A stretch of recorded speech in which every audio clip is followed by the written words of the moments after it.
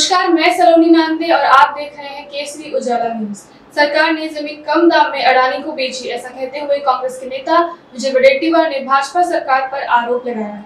इसी विषय पर उत्तर देते हुए भारतीय जनता पार्टी के नेता राव साहेब दानवे ने कहा कि सरकार कोई भी प्रोजेक्ट जब हाथ में लेती है तो विपक्ष हमेशा कटाक्षी करता है, लेकिन ये महाराष्ट्र के विकास के लिए जरूरी है।